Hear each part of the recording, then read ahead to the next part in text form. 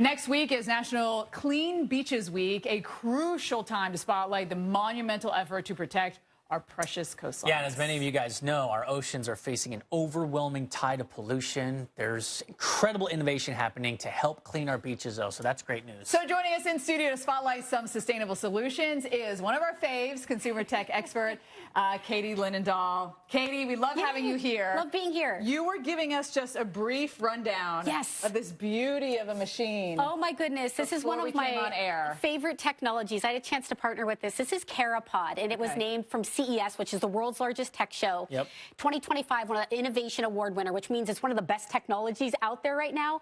There's only 2 of these units in the world. One is right here at the Weather Channel. Wow, it is now available on Kickstarter, but here's the thing. Every single year, about 119 million plastic bottles are found on our beaches. And one of the biggest problems is not just the plastic bottle, it's the cap, too. What does CarePod do? It'll save you about 300 plastic bottles a year because it uses air-to-water technology. This is some pretty innovative stuff happening behind the scenes. It will produce 1 gallon of purified mineral-rich water every single day, saving about $1,000 per person. And then this particular unit is so unique because it is actually a dual monitor, a dual nozzle, so it'll produce coffee and water instantly. So you can have... Do you even have to plug this into a water line? All you have to do is plug it in. There's no plumbing, there's no refills. And we should let people know that in the atmosphere all around all of us right now, there is water vapor. That's it. Tiny droplets of water. So it's sucking all of that in. And then purifying it. This is literally just plugged in. There's no water in this. No water pulling it in. How does it taste? So that's the whole thing. So the water that it produces is so mineral rich, and it goes through a 3-stage purification process. It tastes so good. And then the coffee that has been reported is they have their own biodegradable pods. You can use popular coffee pods too, but they're biodegradable pods. The coffee tastes better because the mineral water is so good. And the aroma's richer. Like you said, like a lot of the stuff made of plastic and stuff, it's hard to recycle some of that stuff, and so that's nice and biodegradable. That's fantastic. That is really, really impressive. Okay, so I think we're moving on to the second. I kind of want to, let's just go in order here. He's like so obsessed with this, he doesn't want to get off it. Talk to me about the glasses. Yeah, we want to go through the other I want to talk about another big problem. One of the biggest problems in terms of ocean plastic that is persistent is ghost fishing. So those that leave their nets or their gear and it just drifts away. What that does is these nets that are made so durable, they take about 400 to 500 years to they can't break down. So this company called Waterhaul in the UK has actually turned the problem into a product.